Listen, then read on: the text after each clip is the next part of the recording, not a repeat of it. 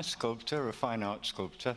I've been practicing for, well, since I was 15 years old, and I'm 72 now, so that's quite a long time, really.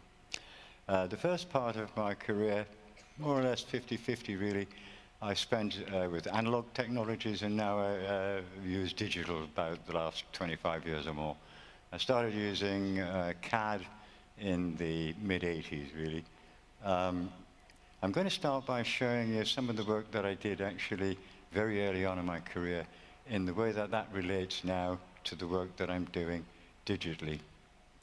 One of the big influences really when I was a young student is Constantin Brancusi, a Romanian peasant who went to Munich, in fact, to find work, and then found himself a place in the Beaux-Arts as a postgraduate sculpture student in Paris.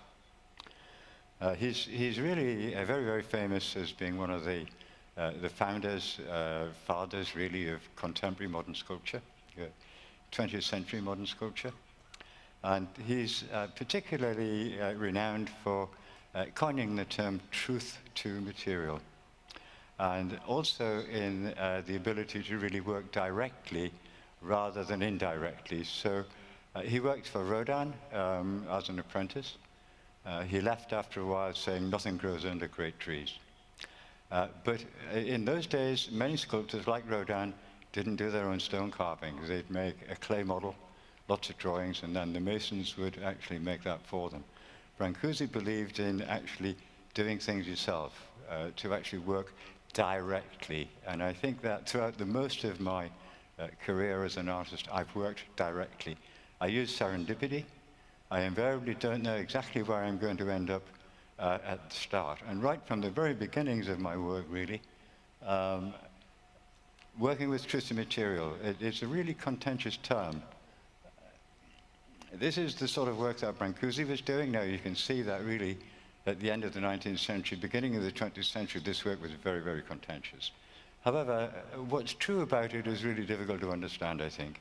If he'd actually said truth to material, process, and medium, then that might actually make a great deal more sense to me now. However,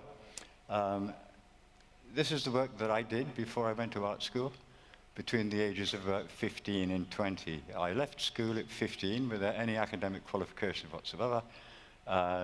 Fortunately, I won a Boys Club award, actually, in the art department. And ended up, actually, Henry Moore was my referee for foundation, so I was able to get into art school without any academic qualifications on the strength of my sense of form and my ability to make sculptures of this kind. However, I'm going to jump 10 years now to my third year at the Royal College of Art, some 8 years after the work that I've just shown you there. This work's done with sawdust and glass, and it's very much to do with the behavior of the material and well, ideas of self-ordering, really. I think the first part of my career, I was really manipulating the material and controlling it. The second part, I really want the material, the processes, and the techniques to have a part to play in the outcome. Here, sawdust has been just laid on the floor in the field, and then I've pushed it forward. Actually, this came about as an accident. I'd done a piece of work, and it didn't really come up to expectations. And as I was cleaning it up, I was using a kind of snow shovel. And what you'll see here really is that the sort of forms that are made as a result of the sawdust self-ordering are really, really beautiful. And they're not made by hand. I'm emphasizing this because I don't make my work by hand anymore. Again, this was an exhibition I had in London just after I graduated. I think I was a research fellow in Cheltenham at this time. And this is an installation of sawdust. There's no glue. The sawdust is put in a sieve, and it's simply sieved up against a plane, and I've removed the plane. In this piece, similarly, I worked with sawdust for about 3 years, using other materials like glass and bricks, etc. This piece relates really to much of the work that I'm doing currently. And it's only through doing talks like this, really, that I go back and I realize how far it goes, in fact. In this work, you know, there are two things happening. Are the bricks intersecting the sawdust, or is the sawdust intersecting the bricks? The sawdust is actually kind of using its angle of repose, the natural angle at which it would fall at. And then I've used a Fibonacci sequence as a mathematical process to determine the spacing within the work. In this piece, I've just laid out some kindling on the floor. I've taken a very long straight edge and pushed it. The point being that where you can see all the distortions at the top, I didn't arrange them. They're self-organizing. And they're also relational. Everything within that is kind of relating to everything else. And I think that's important in terms of the work that I'm doing now, too. This piece actually stems from an interest I had in Islamic numerology. The notions of everything and nothing, that 0 and 9 have an equivalent value within Islam, as far as I understand anyway. I was a student in London in the 70s when notions of the Big Bang, black holes and such like were coming into being, and one was really beginning to question the very nature of reality itself. However, here what I've done is I've tied 9 knots in a piece of rope, and then 8 knots, 7 knots, 6 knots, right down to 0. But in this instance, the last piece, it isn't no thing. It's still something, even though it represents a notion of 0, which for me was really quite significant at the time. And it resolved a paradox for me in terms of how could everything be nothing, how could nothing be everything. I'm sure we're all confronted with that. It still confuses kind of quantum physicists. I mean, as I understand it, quantum physics is based on granularity, indeterminacy, and relationality.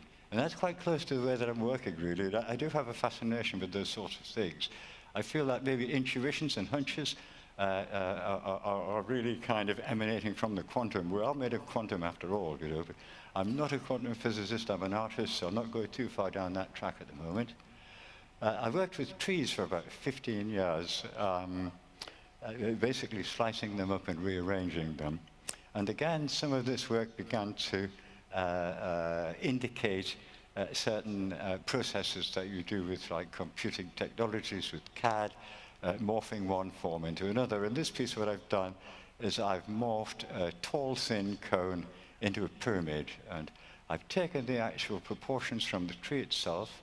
What I've done is I've measured the average diameter of the first part of the trunk of the tree, doubled it and cut that off twice. And so that has continued throughout the piece so that it proceeds in terms of how it has grown in the first place, rather than me saying, well, I'm going to make every piece a centimetre less each time. I've actually taken the proportions from the material itself. And I think if you're going to be true to wood, then possibly timber is a way to do it. This piece here is the first indication, really, of pixelation, moving towards computer graphics. All I've done is slice up a log, cut it into sections that I've alternated each one and beginning to push the object through itself. This piece is several tree trunks that have been sliced up, and then the slices interlaced with each other. You'll see there's a kind of a hybrid form that begins to appear between the two. I'm very interested in notions of totality, of completeness, of finishedness, really. And knowing where to start and where to stop is always like kind of very difficult. The bit that happens in between is of some significance too. However, you'll see in this piece, the top left-hand corner, the last slice is just barely touching the one before it, and that said to me, stop. So I had a good reason to actually not continue going with it. And in basically taking the slices like this and moving them apart, I accidentally cloned a tree trunk and made seemingly 2 identical objects. Of course, they're opposite because they're alternating slices. All of the odd slices are in one pile, all of the even slices in another. However, again, in CAD, it's very easy to replicate objects.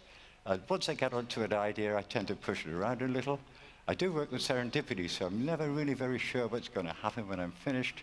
And I also work directly with materials, never quite knowing exactly what's going to happen. So the piece on the left, we've got triplets. The one on the right, I've cut a thick slice, a thin slice, put all the thin slices in one pile, the thick slices in the other pile. So I've got a complete set. I've got 3/3 in the sculpture, and they relate to each other quite clearly, almost like mother and child, really, in a way. This piece I called Rainforest, and again, it begins to suggest a kind of pixelation. The reason I called it Rainforest was in honor of Apollinaire, really, who was one of the first artists and critics, as he was back at early modernism. And he wrote a poem about rain by writing it diagonally across the page, and so the text actually looked rather like rain falling. So I think rainforest, chopping up trees, etc., seem to be appropriate, but really it's the kind of pixelization that begins to happen there that brought me to look at the computer. This is mid-80s, 1988-ish, I think. The very first computer I used was a Mac Plus. It didn't have a hard drive. This program was Mac Draw, and I discovered that if you could just draw one slice, you could replicate it and move it around quite quickly, and it would deposit and begin to kind of generate new possibilities. I started using CAD as a design tool. As I say, I worked with trees for about 15 years. And again, the kind of broken edges and the pixelation was starting to suggest computer graphics. In the previous slide, obviously on the left, I've been able to design the object before I make it. Then really software develops, computers become a lot more powerful.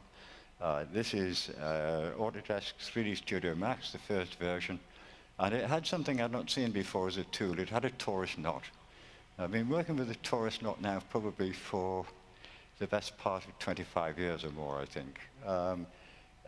What fascinates me about it is that you can, in fact, go beyond what's physically possible with material. Hence the title of my talk, which is A New Order of Object, Materiality and Beyond. Towards the end of my talk, I'm going to just touch on a little bit of virtual reality that I've been engaged with lately. But for the moment, the top left kind of quadrant there, you'll see it's the cross-sections, the geometry of a donut form. On the right-hand side, I've brought the two cross-sections, the diameters of the wheel of the donut, if you like, together until they touch in the center. And that's just about as far as you can go with physical means. The bottom left now, you can see that I've actually brought the two cross-sections together so they're overlapping. And you actually then get an intersecting geometry. That doesn't happen with physical material, as far as I'm aware, anyway. And on the bottom right, of course, it's very nearly a sphere that the two cross-sections have been brought so far together, the self-intersecting nature of the geometry begins to behave rather strangely. And that's what's fascinated me, really, for many years now. In 1966, I was invited to join a Higher Education Funding Council's Joint Information Systems Committee's project called CALM, Creating Art with a Layer Manufacture. And this is the very first piece of work that I did as a 3D print back then. It must have been around about, 97. It's a donut form that's been deformed and self-intersects. There's a cross-section of it there. The exterior of the object is determined by its innermost workings that basically determine where its edges are. Initially, when I started using 3D printing, I didn't think that the materials would have very much of an aesthetic quality. And I decided to cast the works into bronze. I cast several pieces into bronze. This piece has been burnished to almost a mirror finish. And the reason for that, and that is because, as you'll see, the various elements within it pass through each other. But then, well, if I can point to it, round about there, what we've got is a reflection of itself within itself. And so really, I guess it begins to unite the virtual with the real. I think reflections must have been our very, very first experience of a virtual reality, really. Probably from underneath the sea looking up as opposed to looking down, but still, nevertheless, a reflection in a mirror is something that we take absolutely for granted. This piece is ABS plastic. It's done with a fused deposition technique and a soluble support structure. Now, I couldn't possibly conceive of this and then make it. It comes from actually engaging actively with the process of modeling in a virtual environment. And the way things behave in there are absolutely wonderful. One point I'd like to make, really referring back to the tree work, is that every slice within the tree is sequential. It belongs where it is. You can't move it about anywhere else, really.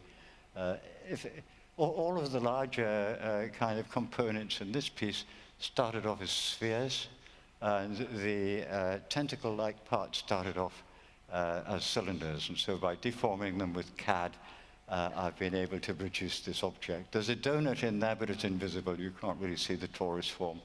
But that's what's causing much of the relationship between the various elements within it. And then again here, taking advantage of the FDM process and soluble support structures, I'm able to produce extremely complex and yet extremely beautiful objects that just wouldn't be possible to make any other way. It's not my intention, incidentally, to emulate reality in the virtual. What I find is that I get excited by exploring the possibilities within the virtual world and then bringing them back into the real world. A real, of course, being rather a contentious kind of term. Anyway, I worked with these for quite some time. My whole process really has to do with just, exploration, discovery, realization, and then followed by meaning and understanding. So I think in order to be successful at anything, in the first instance, you need the ability, then you need the desire, followed by the discipline. If any one of those three things are missing, then you'll probably not succeed. Working in color now with 3D printing. Color's been sort of getting much better over the last few years. This is a paper print, actually. It's printed with A4 paper, one slice at a time. And color is printed into the perimeter of every slice as they're stuck together. And then it's been burnished. So I've been very excited by the possibilities of using color, really, I guess, because it wasn't there in the first place. I was working with pure form. So beginning to look at relationships between surface and object and color and form, really. I rarely use symbolism, but here I've taken an image that I downloaded off the internet of some pebbles, and then I've made a form that is kind of pebble-ish. It's also a gypsum material, which is plaster, so it's an image of stone now made out of stone, but it's dealing with the visual ambiguity as well, I guess. So when we look at it from another angle, of course, then you get a completely different kind of feeling about the work. Again here, very simple CAD tools, really. In this case, what I've done is I've applied a bitmap, and with the UV coordinates, I've used a shrink wrap technique on the geometry, which then generated this absolutely amazingly beautiful thing. I don't really think of these things as being mine. It's not really about expressing myself. I'm more concerned really with exploring and finding, and then sharing that by saying, wow, look at what I found, isn't this amazing? It's not that I'm amazing, I think that it's amazing, really. So more recently, this is a work that I've actually been doing this year, experimenting further with the possibility of applying various different color finishes onto 3D prints. Again, here, the color is applied in a way that is rather unusual, because I've simply put the image directly onto the form in CAD. And this was a striped image, so as the stripes follow the nature of the form, they're expanding and contracting, which actually helps you to understand it. It kind of takes you that little bit further in terms of what's going on there. And again, how would you do that with traditional means? I really think that these new technologies now in Industry 4 are giving us tools the like of which we've never had before. I'm sure that Michelangelo would have just loved to have got his hands on them, but it goes way beyond whatever could be done, really, right from classical Greek sculpture through to current times, simply because you can do things in that virtual environment that are just not possible in the real world. This is a piece I made just a couple of weeks ago. I was rather surprised in a way that it came out. And by applying that striped bitmap on it, it has wrapped itself around it and follows the geometry as it goes. I get my rewards from doing it, I don't get one of these every day. I work every day, but very occasionally something special comes out of it that I can't really anticipate or expect. And you will only really get that, I think, by working directly. More recently, I've begun to play a little with some VR, not as extensively as the previous speaker or some of the other speakers today. I'm just about to enter it fully. I've got a new computer coming, and I'm ready to go in there. It's difficult to see where the object is in this particular configuration because the world that it's in is kind of technicolored, multicolored, and so you'll be able to kind of I don't know if you can make out an object within that world, but this is it from the outside, and then that's it from the inside. So one of the things I'm really excited about at the moment is being able to make very large, like VR installations of sculptures that you can then walk into and experience in different ways. Rather like this piece here, which is something, again, that I produced maybe just a few weeks ago. And what fascinated me about this is that there aren't any textbooks that will tell you how to render an image of this sort. I mean, it really was quite an extraordinary discovery for me, because once you move into that object, various things begin to happen. I mean, I had no idea, really, the sort of the wonderland that I was going to find inside there in a VR headset. You know, once you put that headset on, as the previous speaker said, you're in a different world, you know. I mean, and it's very believable. Again, I'm not interested in emulating the real world in virtual reality. In fact, I'm not really interested in VR so much as I'm interested in RV. It's just absolutely amazing to be able to, in this environment, to be able to just walk through these membranes and into other wonderful technicolored spaces. And I think this is my last slide now, so thank you very much for your attention.